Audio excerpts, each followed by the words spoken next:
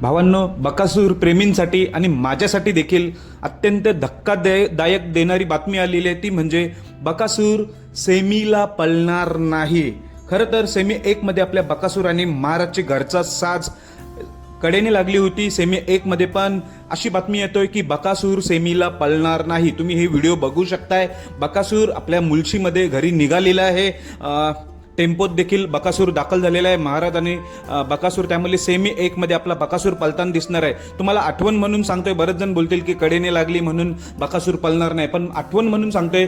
बकासूरचे जे मालक आहेत संतोष शेठ साळुंके मामा यांनी सांगितलं होतं, जेव्हा मथुरच्या सेमीमध्ये बकासूर येईल तेव्हा बकासूर पळणार नाही सेमीमध्ये, असं स्पष्टपणे सांगितलं होतं.